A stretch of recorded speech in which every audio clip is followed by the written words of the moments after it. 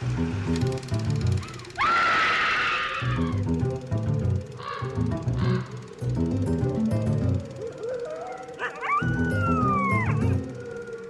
and welcome to Scream Scene, the horror movie podcast where we watch every horror movie ever made in chronological order and then we rank them from best to worst.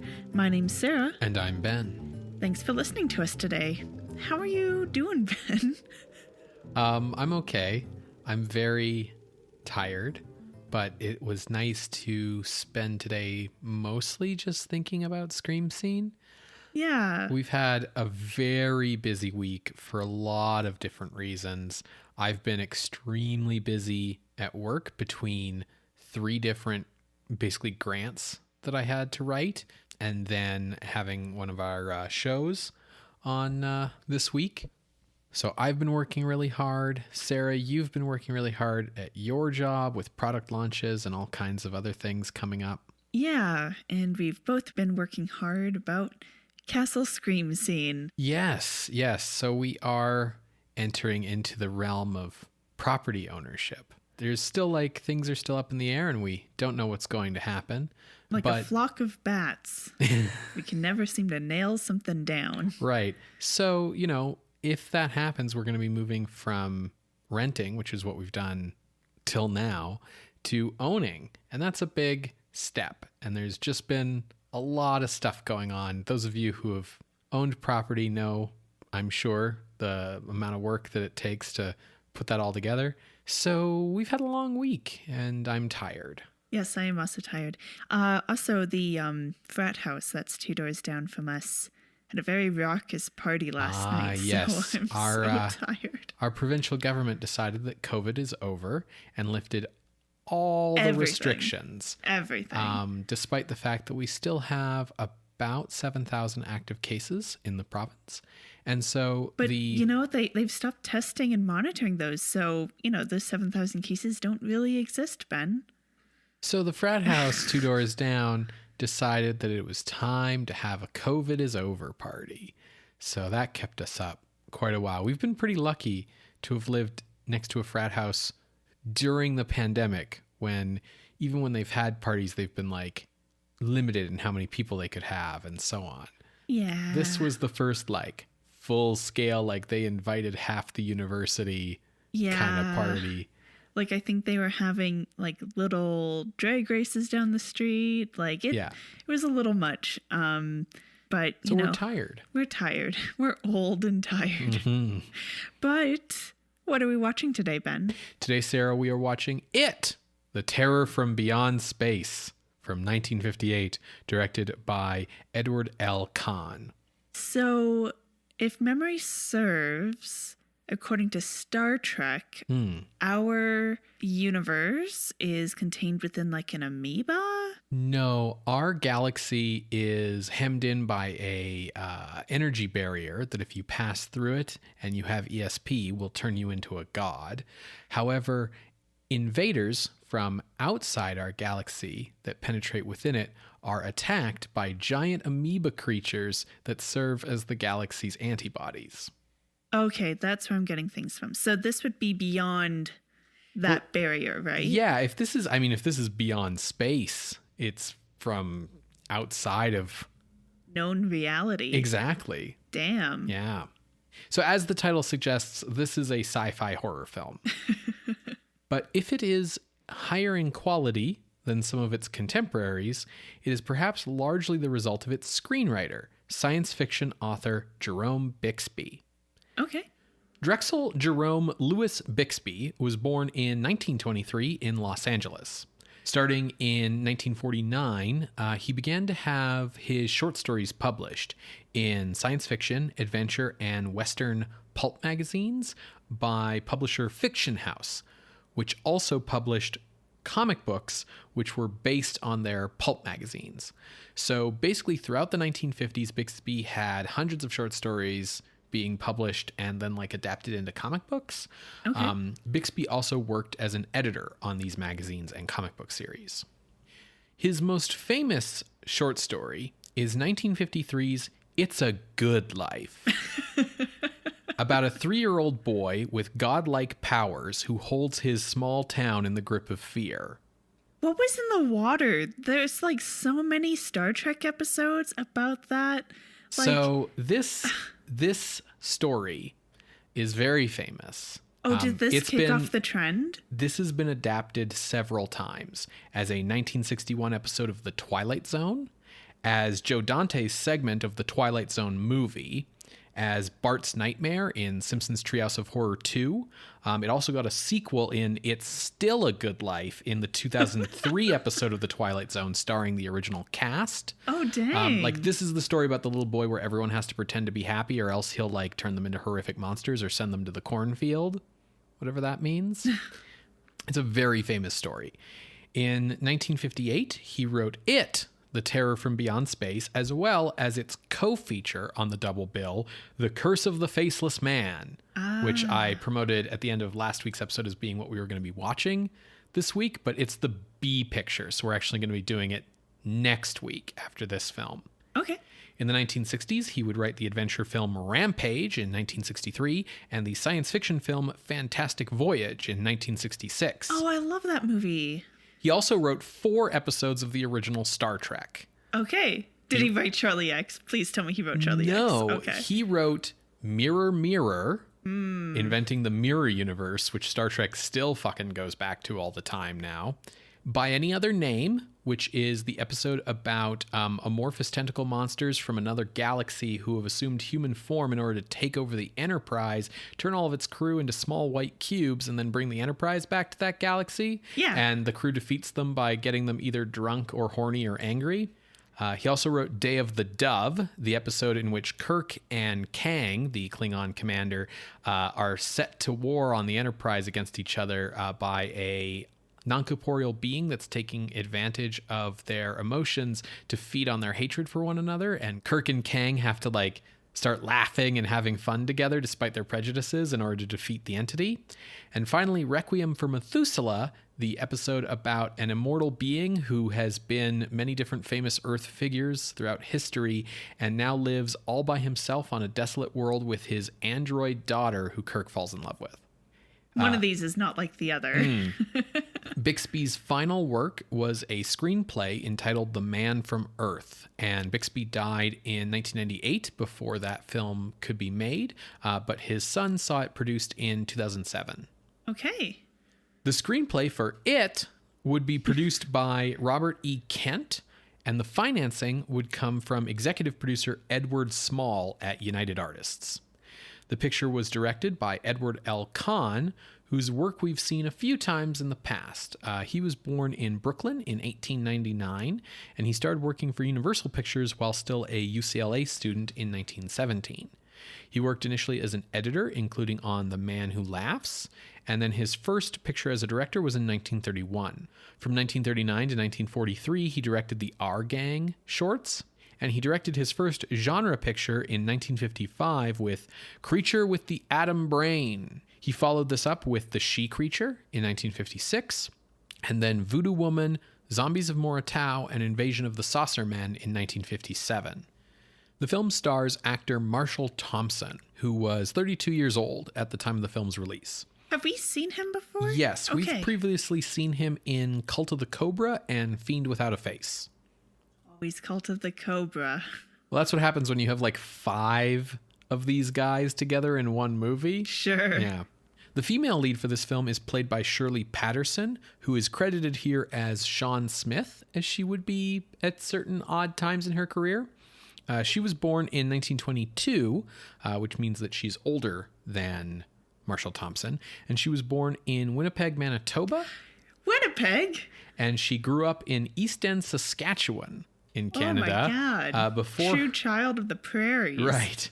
Before her family moved to Los Angeles. Okay. She was a beauty pageant contestant in her teens before being scouted and signed to Columbia Pictures when she was 19 years old. She played Bruce Wayne's love interest, Linda Page, in 1943's Batman serial. Okay, so we've seen her before then. And while she acted steadily throughout the 1940s, her career slowed down in the 1950s due to the end of the studio system. It would be her final film. Shortly after filming finished, she would shatter her leg in a skiing accident. Oh, damn. Her leg would be in a cast for the next 18 months, and after that, she made the decision to retire from acting. Yeah, damn. Other familiar faces in the cast include Dabbs Greer, Paul Langton, Robert Bice, and Ann Doran. So the film was shot in 12 days in January of 1958. And the monster suit would be designed by Paul Blaisdell, enjoying a larger budget than his usual AIP jobs. Blaisdell initially thought that he would be wearing the suit himself, as he has done every single time in the past. But that turned out not to be the case here. Things were going to be working a little differently because this was United Artists, not AIP. And so with a higher budget, there was a lot more like oversight from producers and executives over what Blaisdell was doing. Executive producer Edward Small decided to cast a like experienced stunt person inside the suit as the monster.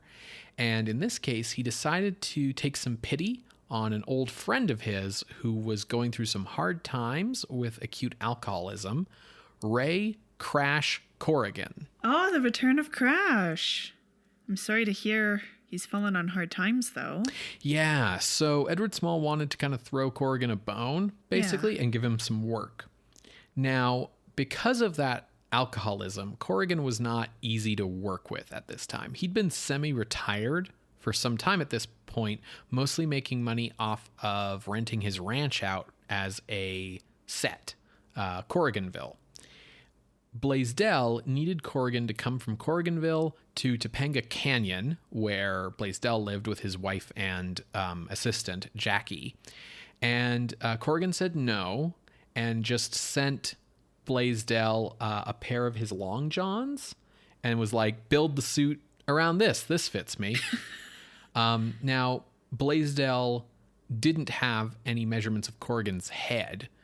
He just had his own plaster mold of his own head that he used to make masks in the past because he was the one playing them. Yeah.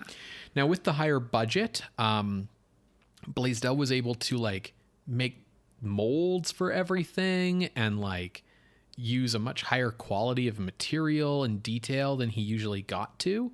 But he did have to use this set of long johns and this plaster cast of his own face to make the measurements for the suit.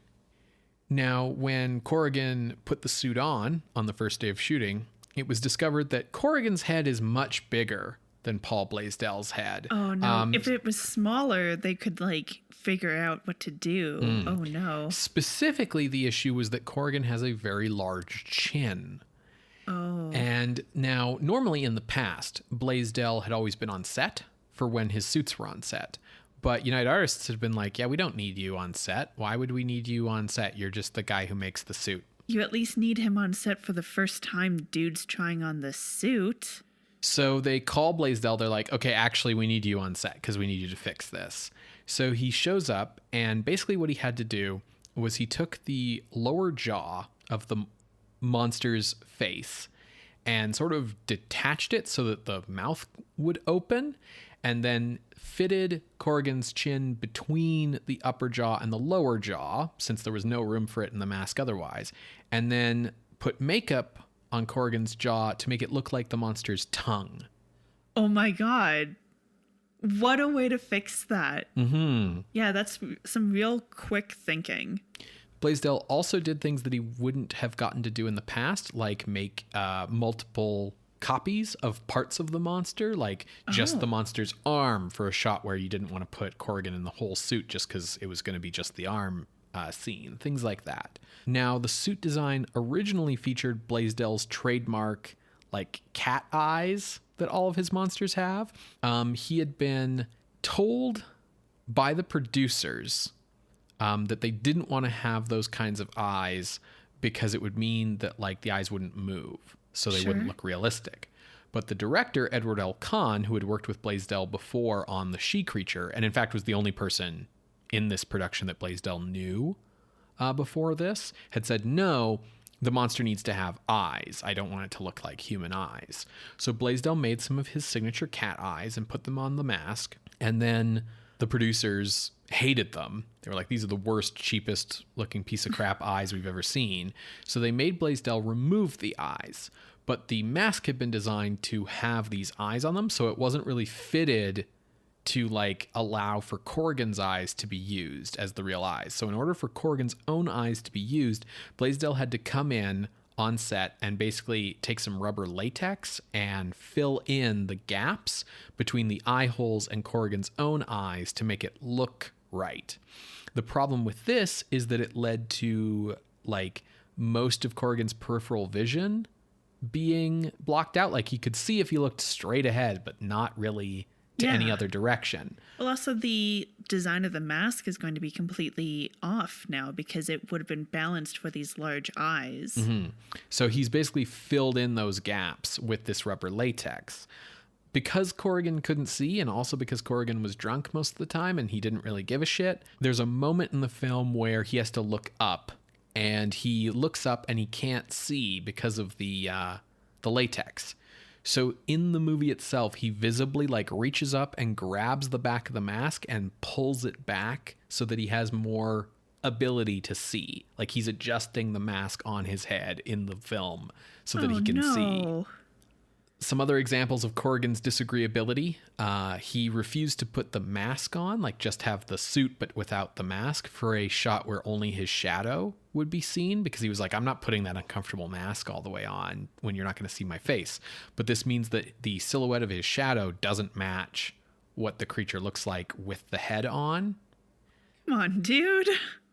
Now, Blaisdell had always been unsatisfied with the low budgets he had at AIP. He was sort of doing his best, but really wished he could have made his monsters with more time and money. He was never really happy with how any of them ever turned out. So here he had that extra time and money. But he discovered that the flip side of the higher budget was that he was treated like dirt. At AIP, there was a kind of like family camaraderie. Like, yeah, Blaisdell felt that he was never given the time or the money to do what he wanted to do properly, but he never felt like Roger Corman disrespected him. Well, yeah, there's less people involved, so the people who are involved they have closer ties. Yeah, and their voice counts for more. Mm-hmm. Whereas here, he had the feeling of just being sort of a cog in the machine, and the only person he knew was the director. So The Terror from Beyond Space would be Crash Corrigan's final film. He was like, yeah, no, don't need this shit in my life anymore. And Fair enough. He would pass away at age 74 of a heart attack in 1976. It would also be the final monster suit of Paul Blaisdell. Oh. So Blaisdell was so burned out by the process of making this movie that he became very reluctant to do future work. He does do some work on a few movies after this, but it's to create oversized props for some Burt I. Gordon movies like Earth versus the Spider and Attack of the Puppet People. Sure. Projects with sci-fi monsters, in addition to like Blaisdell's own reluctance to do them, would end up kind of drying up completely, though, due to the success of Hammer's supernatural horrors, which would lead to American producers like AIP to kind of go in that same direction. So, for example, Roger Corman ends up shifting to doing like Edgar Allan Poe adaptations starring Vincent Price that don't require these sci-fi monsters. With sci-fi movies kind of drying up in that way, most of the existing market that still wanted to go see sci-fi monsters was easily satisfied by importing Toho films to the US rather than making homegrown content. Sure. And then, of course, by the time that the 60s come around, you have sci-fi on TV. In 1959, Blaisdell appeared in his final film, Ghost of Dragstrip Hollow, for AIP, wearing the she-creature costume for a third time. Ghost of Dragstrip Hollow is a teen like, what were they called? Like drag strip movie? Like car movies. Car movies. But it's a parody of them.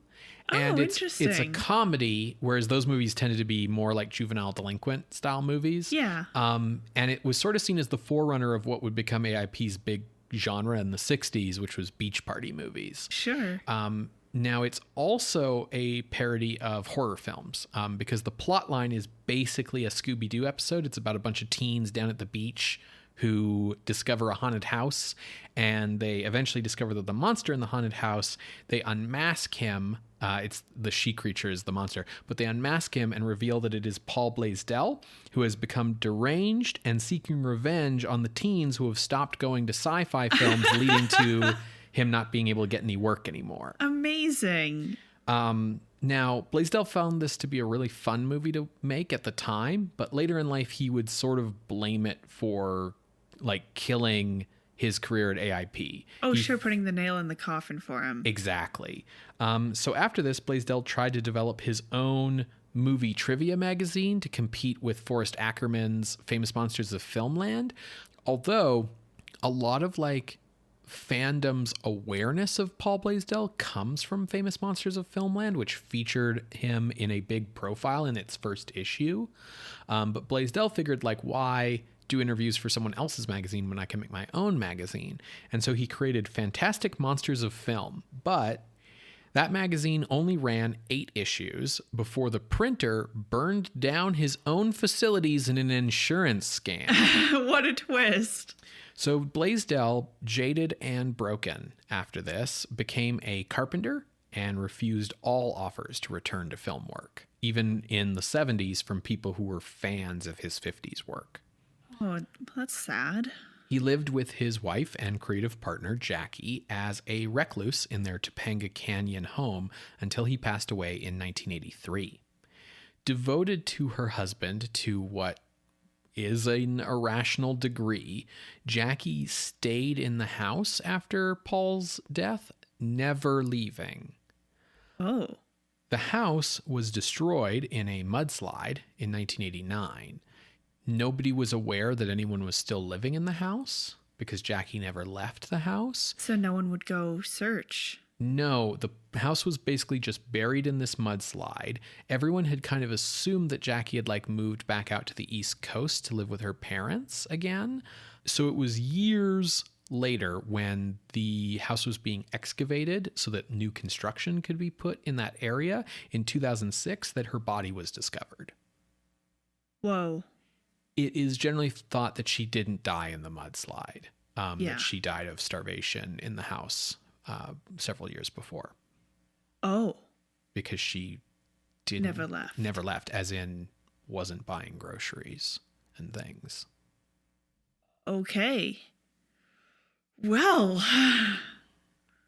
So The Terror from Outer Space was released on a double bill with Curse of the Faceless Man on August 14th, 1958 by United Artists. The film is considered a cult classic, and its most lasting legacy may be that it is one of 2 films, along with 1965's Planet of the Vampires by Mario Bava, that served as the primary inspirational sources for 1979's Alien. Whoa. Yeah. That's a big deal. Yeah, you're going to see it. You're going to watch this movie and you're going to be like, oh, yeah, this is Alien. Oh, no. Yeah. Alien's really scary, Ben. Well, this movie's from 1958, so you'll probably be fine. Okay. The Terror from Beyond Space, is available to rent on iTunes, Google Play, YouTube, and Microsoft, and it is available on Blu-ray from Olive Films. Awesome. Well, I'm now really looking forward to it because I love seeing how things develop as seen by this podcast. Hopefully folks can find a copy to watch along, especially because this is a more readily available film that we are covering this week. You're going to hear a brief musical interlude, and when we come back, we will discuss The Terror from Beyond Space from 1958, directed by Edward L. Cahn. See you on the other side, everybody.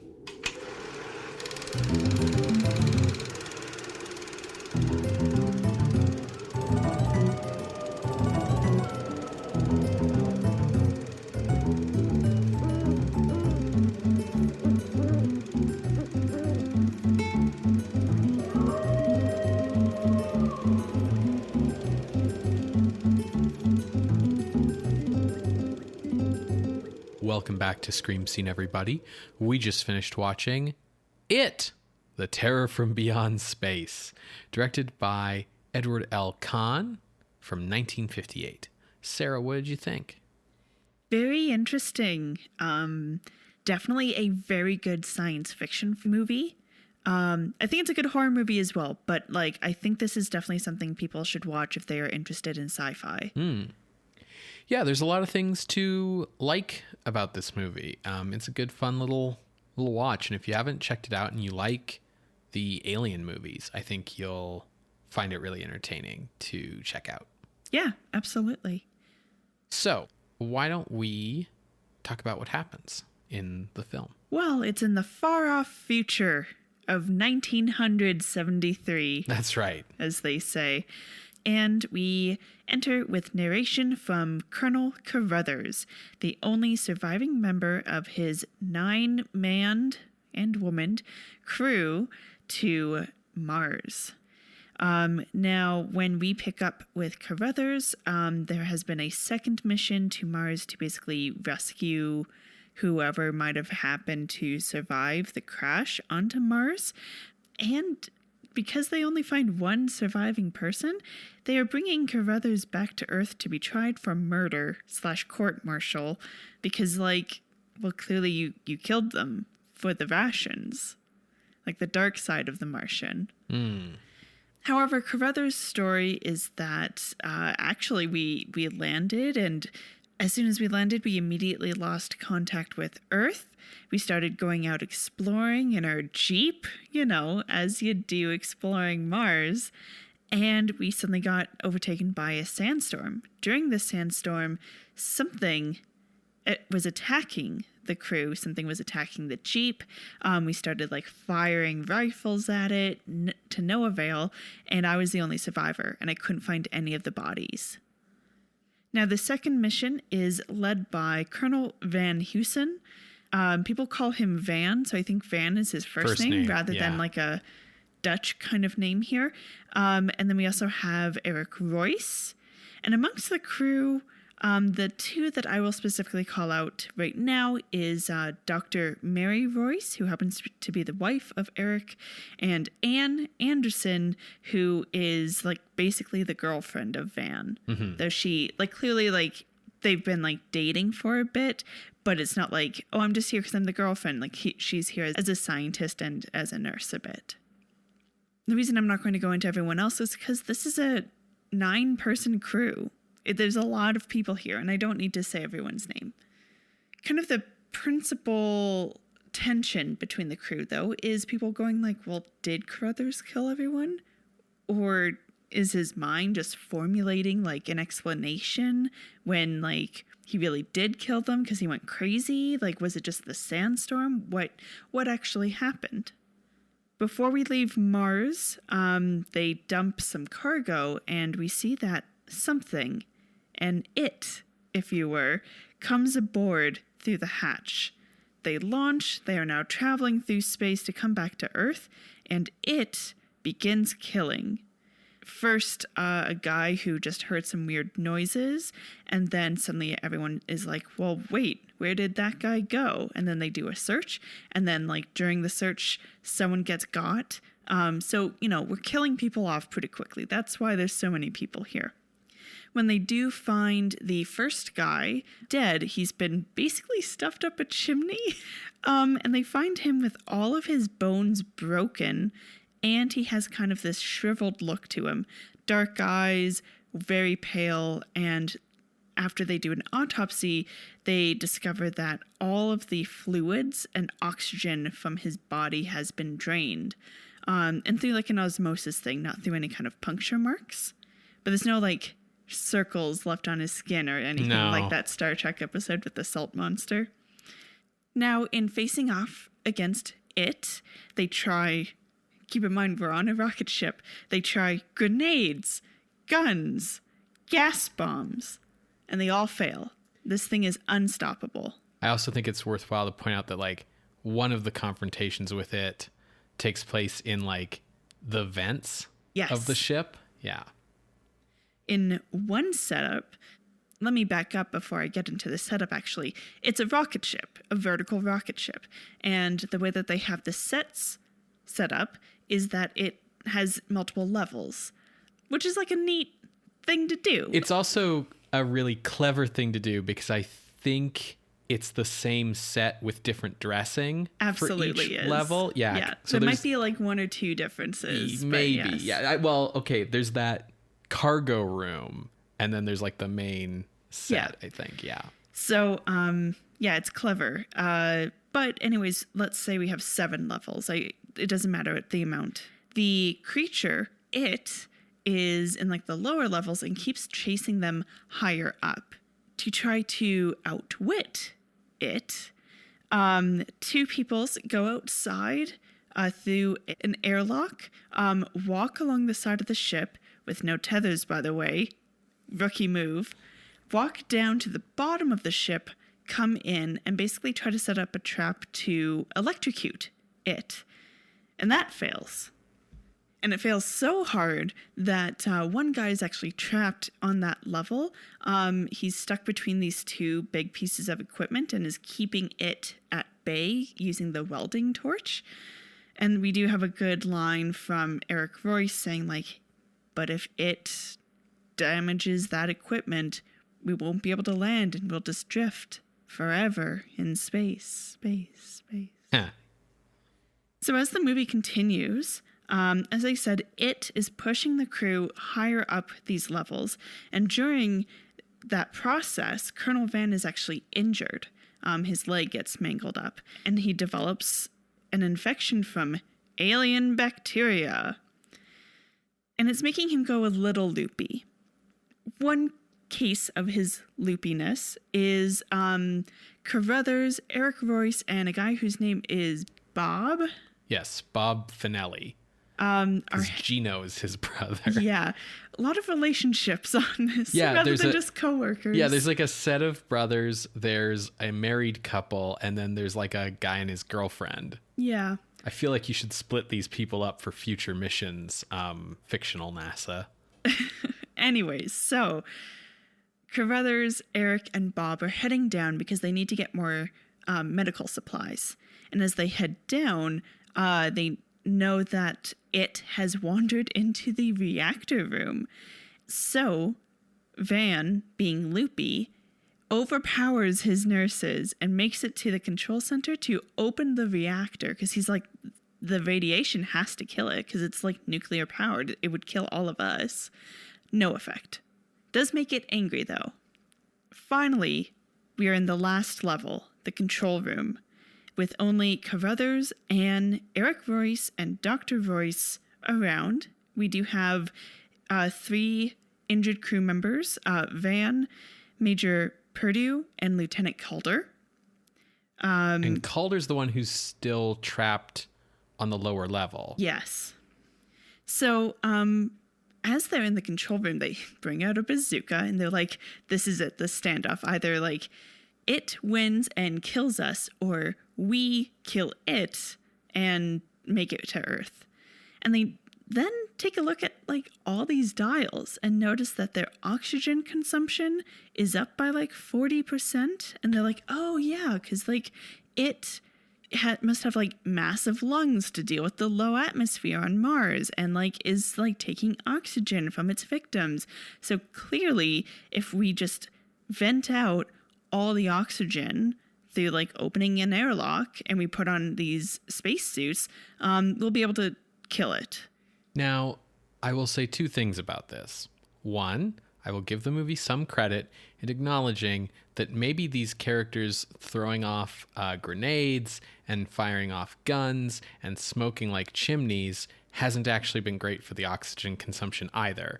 But it's been pointed out that no, this is more than even that would have all eaten up. 2, it is a little embarrassing that it takes 90 minutes essentially for this team of scientists to figure out that depriving the creature of oxygen will probably kill it. I don't think you needed to have the breakthrough of it uses a lot of oxygen to understand that no oxygen would be bad. No, they should have done this first thing. It's stuck in the lower level. open it up. Like, even when they go in to like electrify it, I thought there was going to be something. Anyways, yeah, I'll talk about, I thought there was going to be something later on. So they open the airlock, it suffocates. Now, in the scuffle to, because it's like bursting through the door, in the scuffle to open the airlock and decompress the chamber, Van gets up, overpowers his nurses again, and goes and like hits the button. But in that scuffle, he gets killed. He basically sacrifices himself. It is set up that he is going to die from the bacteria. But anyways, he sacrifices himself. And as the movie ends, we get a close-up on Carruthers and Ann holding hands. The end.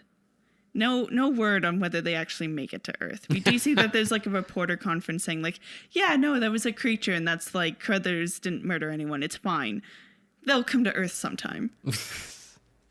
So the things that I thought were going to happen then, I thought when they were going to go down, because we don't know what the plan is when they're walking outside the ship. I thought their plan was to like lure it outside or something, right? But no, it's to electrocute it, which like, okay, yeah, I've seen The Thing from Another World, I understand. And it fails miserably. And I thought that there was going to be a thing where like, maybe the injured guy, maybe Carruthers, who's the other guy down there, would find a way to lure it out the airlock in some manner, like sacrifice himself or whatever. Right. But that didn't happen at all. And then because of the way that the bacteria is progressing, and it feels like it implies that anyone who has like survived an attack is infected with this bacteria. I thought the higher oxygen levels were going to be that Van and the other injured crewmen were going to turn into these things. Right. Yeah. Not necessarily a chest burster scene, because I know that was a big thing in Alien that was like totally unexpected. But I thought there was going to be something like that. Sure. Yeah. I thought that was going to play into, so early in the film when there's this question of like, did Carruthers kill his men or not? And he's like, no, the monster killed them. They're like, well, we found the remains of this dude and there's like a bullet hole in his skull. So what monster kills with bullets? And his thing is like, well, we were all shooting in the sandstorm and maybe, he got caught in the crossfire or something. But I really thought, that there was going to be something where like they became monsters and so he had to kill them, was where I thought that was kind of maybe going to go eventually. Yeah, something like that. But yeah, it just doesn't go there. Now, there's a lot of stuff to like in this movie. Yes. Once again, as in Fiend Without a Face, Marshall Thompson gives a solid performance as a likable and practical military man. I really like him as Carruthers here. And while the body count here isn't as high as Alien, there are still a good number of fatalities, 5 out of the 10 characters. Yeah, we're not going to count the crewmen who died before the movie started, right? Right, yeah, exactly. There are also some good horrific moments. At one point, so there's this character named Gino, and he's the brother of Bob. And when they first find the first guy, whose name I think is Keinholz, they find him squished in the chimney. Vents. The chimney, yeah.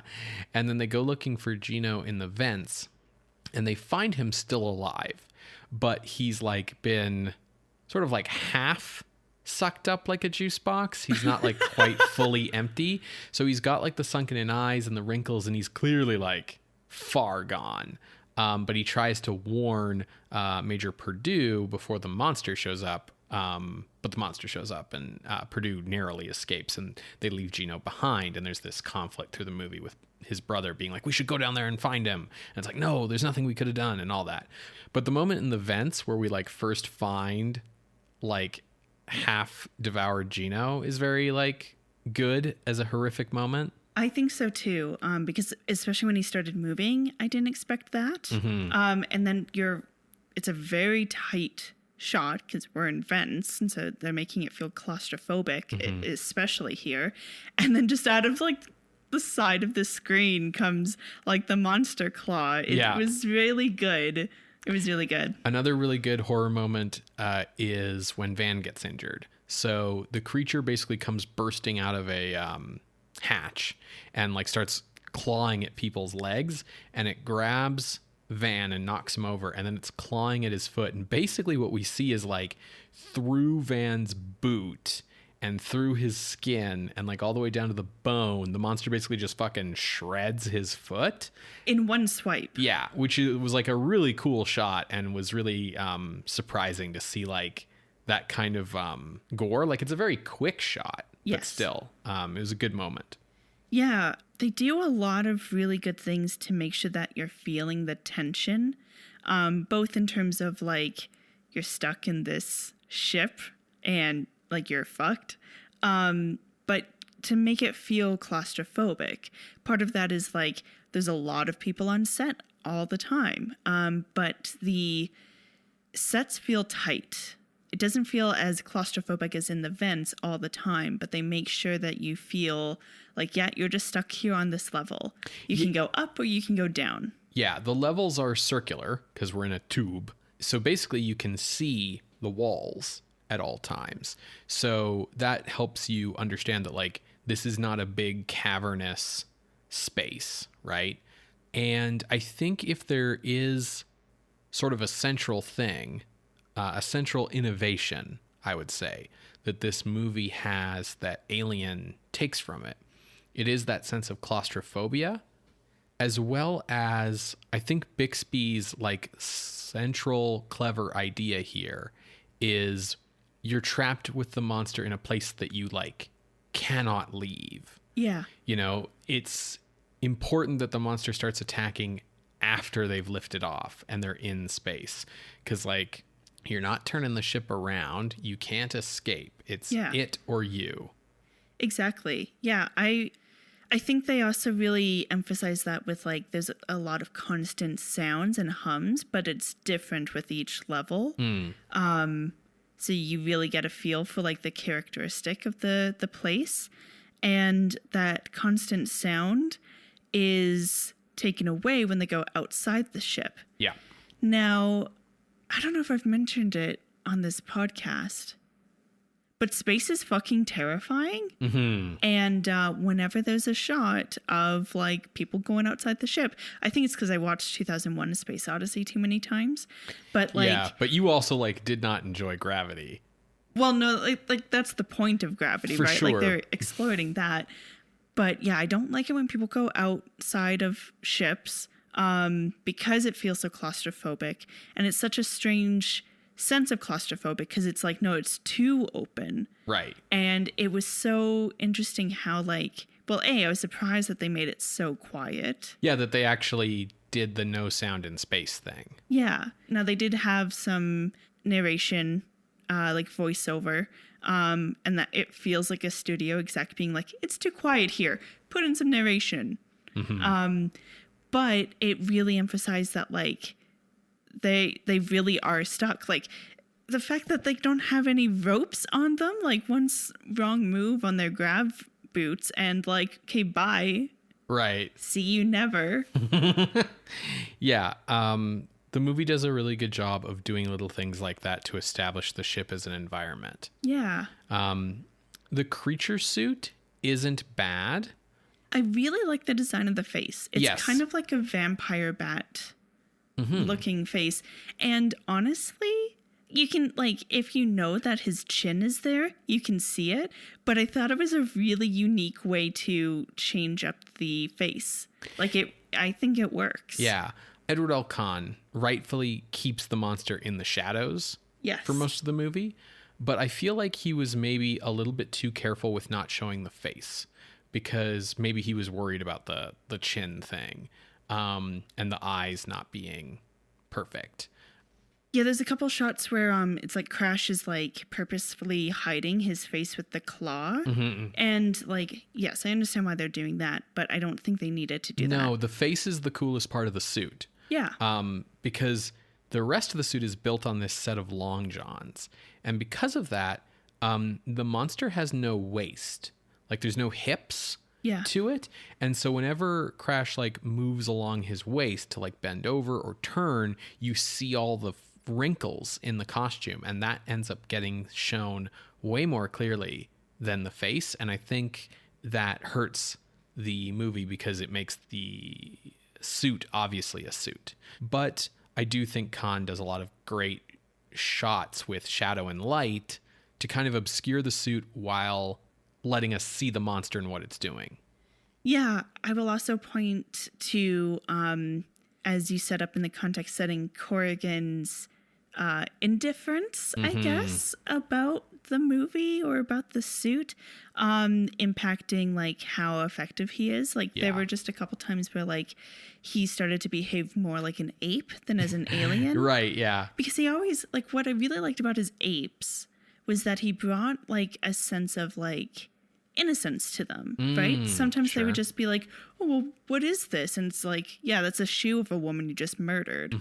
And he's did that a couple of times here. And it's like, why are you doing that here? You're not an ape.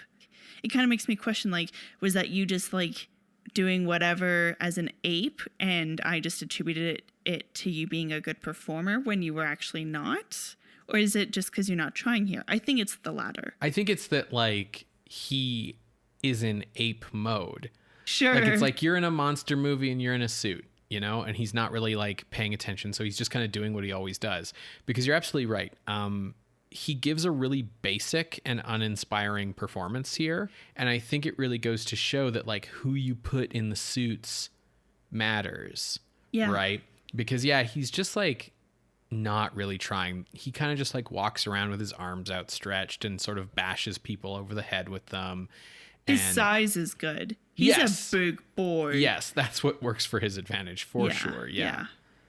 Because if I recall, Blaisdell, you know, is sizable, but like not wide like this. Blaisdell's like 5'8" is the thing. So there were always difficulties when he had to like carry women in his arms and stuff, as you may recall. Yeah. No women carried in this film. No, it's actually a little weird. So the women are never directly put under threat from the monster. They're always just support characters to the men. Now, on the one hand, it's disappointing that they're only support characters to the men. But on the other hand, it's like, oh, they're not here to be the victims? Weird. Yeah. Okay, so here's the thing. When you get introduced to the whole crew, it's like right at liftoff and like a dude's being like, hey, sound off. And we get like close-ups of everyone so we know who everyone is. Right. And I was like, oh, sweet. Couple ladies. And they also kept saying in this crew and in the first crew as well that it was a crew of men and women. And I was like, that's really cool. Like they're acknowledging like multiple gendered missions to Mars in 1973. Okay, interesting. And then it's like, okay, well, one's a doctor, the other's like a scientist. Cool. But then they're shown like cooking and cleaning. Yeah, so they perform the feminine roles on the ship. Like they are the caretakers, right? And before we know that like one's a doctor and one's a scientist, that's how we're introduced to them. And it's like, are they only here to be your like caretakers, like your housekeepers? Yeah, so they make the food, they fix the drinks, but even the fact that they're like a doctor and a nurse puts them in a very like traditional feminine role because they're here to take care of the men, right? Yeah. It's weird. It feels weird that these characters are here because normally if you're going to shoehorn in some women into a setting where it's a little weird to have them, the reasons you see that done in old movies is A, for sex appeal, B, so the monster can threaten them, and C, for like love interest. Which we do get. We do get C. Right. But the character of Anna feels like very vestigial. Like the question of whether she's going to choose Van or Ed is like not really framed as very important. It's just kind of here because Bixby figured like this is what you're supposed to do in these movies. There's one moment where Anne is patching up Carruthers's forehead, and we cut to that scene with her finishing kind of talking about like how she got here, saying like, so after my failed marriage, I decided to go into science, whatever. And he goes to respond in a way that would show like, yes, a budding romance or whatever. And the camera just cuts away. Yeah. We're just like so not interested in hearing about these two people fall in love. Yeah. And she doesn't even actually make a choice between the two of them. Van just sort of conveniently dies. Yeah. And then it's just implied she's going to end up with Carruthers. But like just implied because they're holding hands at the end. It's not like really firmly established one way or the other. No. So it's just like very strange. Her character, other than this, doesn't do anything. Yeah. Mary at least like is the doctor, and so she's like, we need to get that blood, and like he's got bacteria, and like nah. Here's the results of the autopsy. Right, exactly. Where Anna says she's a scientist, but we really only see her do nurse things, and the nurse things we see her do come down to holding injured people's hands and dabbing at Carruthers' head with a like Q-tip when he's got like a bruise.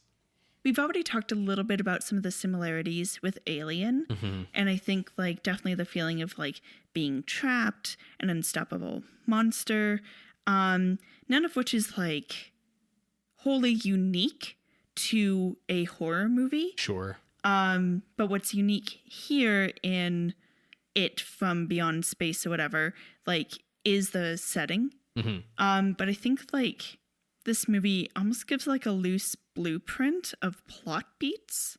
Oh yeah. Yeah. Yeah, like we land on a desolate planet. We find a crashed ship.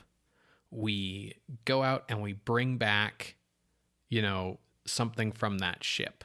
A monster gets on board. We're having to like close down areas of the ship to try and keep it contained. Yeah. Nothing we can do to stop it helps. Crew members are getting picked off left and right, often like in the cargo bays or the vents. And all of our like clever schemes don't tend to work. And then at the end of the movie, we kill the monster by like blowing it out the airlock, essentially. Yeah.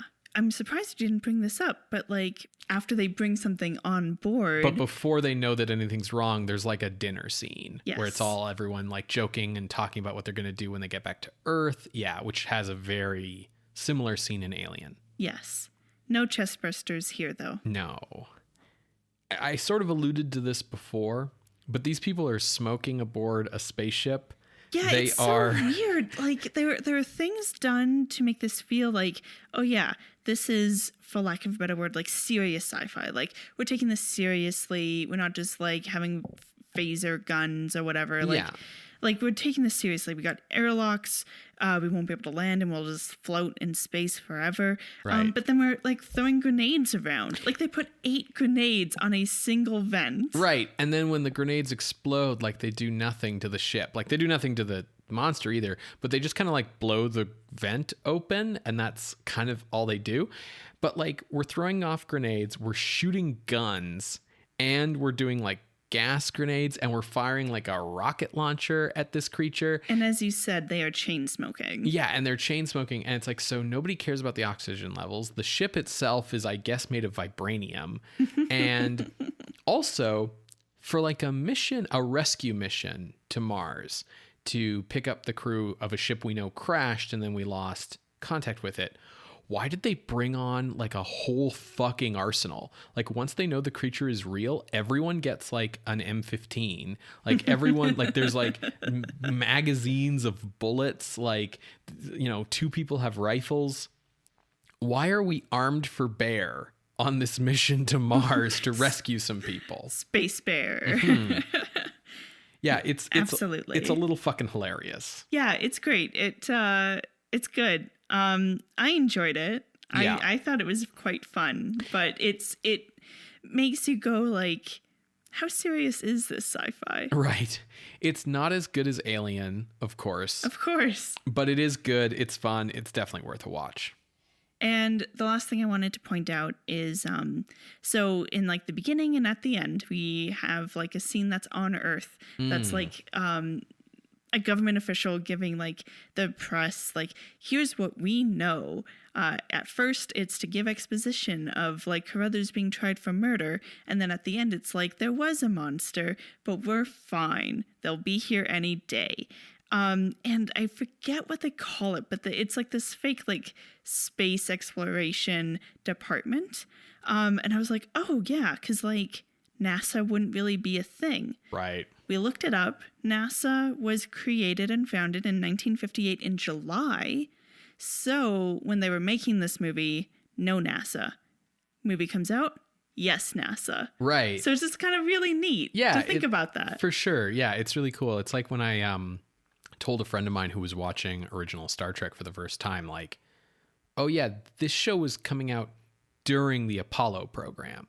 Like, man hadn't landed on the moon until around the time the last episode came out, but like they reference man landing on the moon as a thing that has already happened on the show because like the moon program was happening at the same time, you know? So it's always kind of cool to think about those historical events and the context that they give these movies, which, I mean, of course it's really cool. That's the premise of the show. That's what we're doing here. Yeah. But the other thing about that final press conference is the government official is like, best line. Yeah, he's basically like, the word for Mars is death. Right. That reminds me, they do have a theory for what this creature is. And it's like just an armchair theory because it's like the crew in the midst of this crisis. But the guy's like, if there was a civilization on Mars and it crumbled due to pandemic or war, not anything that we can relate to. Climate change. Yeah. So the Martians reverted to barbarism and into an animalistic state. And that's what this creature is. Right. Yeah. So let's talk about where we want to rank this movie. Absolutely. So I have a pretty narrow range that's also kind of just a spot. I also kind of just have a spot. Okay, well, here's where I started. Okay. I immediately went to The Thing from Another World. Fair. Which, by the way, is an accurate title, The Thing from Another World. This movie's title is not accurate because it's within our space. Like, it's literally Mars. From Mars. Yeah. It's literally The Terror from Mars. Yeah, not from beyond space. Yeah. Whatever. Anyways, so I first went there. The Thing from Another World is ranked at number 27. And I was like, okay, well, I think that they handled the horror more intensely in this movie because we're just scrambling. Whereas The Thing from Another World, everyone's like, yeah, let's do the plan. Look at our like efficiency and operations. But The Thing from Another World had social commentary to it, and this film doesn't. There's nothing there. Good movie, but there's no social commentary there. No line that's like, you know, Keep watching the stars. Yeah. We get Mars is death. Which, like, I guess Mars is the red planet, so Russia, communism, red, death. Yeah. No, there's nothing there. So I was like, okay, well, I'll make that my ceiling for now. And then looking down, I was like, oh, X the Unknown is at number 30. And then Fiend Without a Face, which also has Marshall Thompson, is at number 29. Now, Fiend Without a Face is much scarier, much more wild. Like, I think it's just probably a better horror movie. So, yeah. X the Unknown, this is the one with the blob. Mm-hmm. And I was like, okay, that was really inventive because, you know, we were surprised to see a blob movie before the blob movie. Right. This movie, The Terror from Outer Space, not the clown, is providing a blueprint for Alien. Right. But that's more like forward looking for like how it's going to be used later. Yeah. Not so much what it's doing right now. Mm-hmm. So I felt like below X the Unknown, I'm like, there's The Return of the Vampire at 31. Good movie, sets itself in that present time of 1943 of like during war or post-war It's Britain. during I war. forget. Like it's the only one of those like 1940s monsters movies that acknowledge that World War II is happening. Yeah. And so that's part of why it ranked on the higher end. It also has like some really unique things going on. But I was like, okay, I would feel comfortable putting it, The Creature from Beyond Space, where The Return of the Vampire is. So right in at 31. But like I said, there is that little bit of range there. Okay. I agree with you that this isn't as good as Thing from Another World. I think the set pieces in Thing from Another World are better. Yeah. Like where it like bursts out of that door from the And they greenhouse. set it on fire. And the scene where they set it on fire, which goes horribly wrong for them, by the way.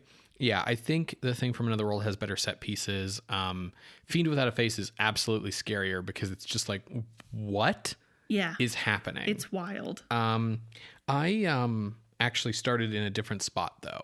Oh. I just sort of thought about last week's movie, which really impressed me, and I was really surprised by. I was going into last week's movie expecting it to be very bad, and I really enjoyed it. This movie, I was expecting sort of a prototype Alien that would not be as good as Alien. And that's what I got. That's exactly what I got. So I think I liked the Screaming Skull more. Below the Screaming Skull is Black Cat Mansion, which is very inventive in that wild and wacky Japanese horror way. And below that is El Vampiro, which asks the question, what if Dracula was trying to do like a weird will fraud in Mexico? Yeah. And so I thought this was better than El Vampiro. So I made my spot number 49 between Black Cat Mansion and El Vampiro, which means there's a 20 movie gap, roughly, between our two spots. The midpoint of that is Mad Love at number 39, which has right above it Curse of Frankenstein and right below it The Walking Dead. Oh, that's hard.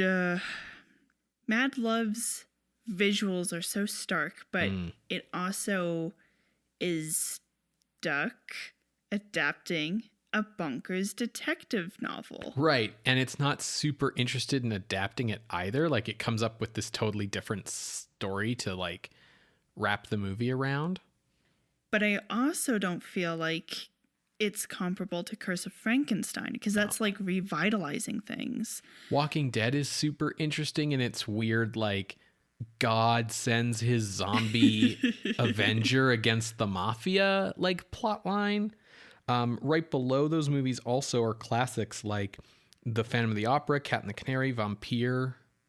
I will say, I think The Terror from Space is probably scarier than The Walking Dead. The Walking Dead is a very fun ride. You are excited to be there and watching.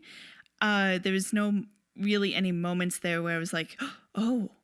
And I definitely went like, oh, when they found the arm in the chimney. Oh, for sure. Yeah. That's also a moment that's like exactly an Alien, by the way. Like the dude sort of backing up and the arm coming down from top of screen, and he kind of like backs into the arm and turns around. Like that's right in Alien. The Walking Dead is in the evil must be punished subgenre of horror, where all the bad things happen to people who had it coming. Yeah, so that also makes it feel a little less scary, because it's like, well, I'm not in the mafia. I don't need to worry about God wreaking their revenge on me. So, yeah, I would propose to put this above Mad Love, but below Curse of Frankenstein. Okay, I think I'm good with that compromise. So entering the list at the new number 39 is It, The Terror from Beyond Space from 1958, directed by Edward L. Cahn. If you would like to see this list, you can go to our website, screamscenepodcast.tumblr.com. There you can find links to the many episodes that we have mentioned today, as well as our appeals box. If you would like to contest this or any other ranking, you can drop us a line through our Ask box on Tumblr. You can reach out over email at screamscenepodcast@gmail.com, or you can reach out over Twitter @_screamscene. Scream Scene updates every Wednesday on Apple Podcasts, Google Podcasts, SoundCloud, and Spotify. You can also subscribe to the show using our RSS feed.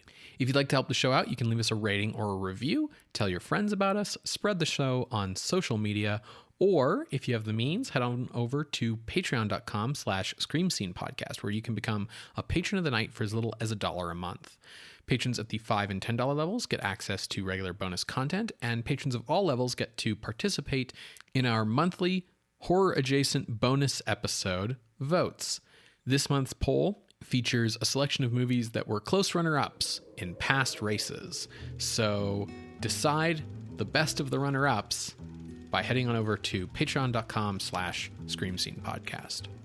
I know you already mentioned it, but can you remind me, what are we watching next week? Well, next week, Sarah, we are watching the bottom half of this double bill, also written by Jerome Bixby and also directed by Edward L. Cahn. It's Curse of the Faceless Man. Amazing. Looking forward to it. See you next week, Creatures of the Night. Bye. Bye.